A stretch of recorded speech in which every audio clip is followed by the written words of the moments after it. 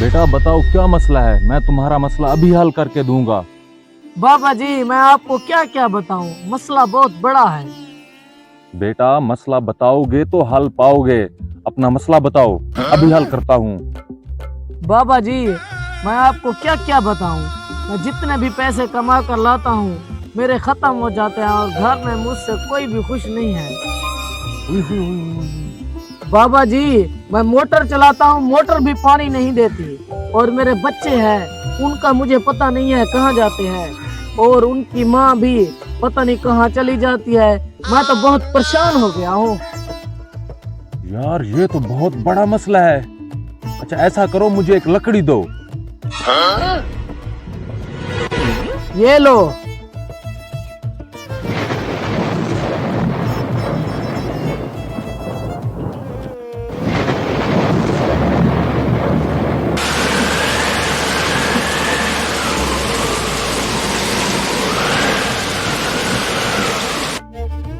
अच्छा मेरा बेटा, बात ऐसे है, इस मसले का मुझे भी पता नहीं।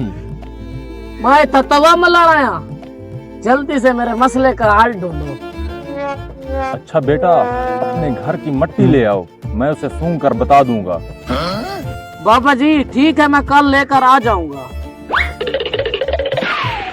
बाबा जी ये लो मट्टी। ये मैंने खानी है, ले जाओ इसे। बाबा जी मैं कल वाला हूँ, मेरे मसले का हल बताएं। अच्छा अच्छा अच्छा, इधर दे मट्टी।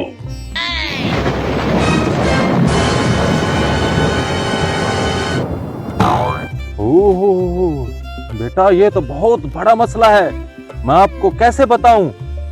इसी मुंह से बता दो।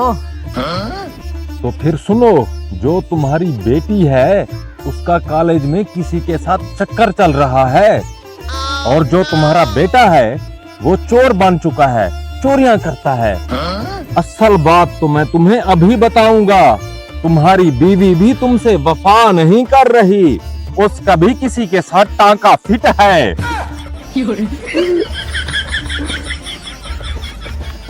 लगता है बेचारा सदमा बर्दाश्त नहीं कर सका, लगता है पागल हो गया है। मैं पागल नहीं हुआ। तो फिर हंस क्यों रहे हो? मैं जल्दी में था और अपने घर की मिट्टी लाना भूल गया, और आपके घर की मिट्टी लेकर आ गया। इसका मतलब है I owed him up.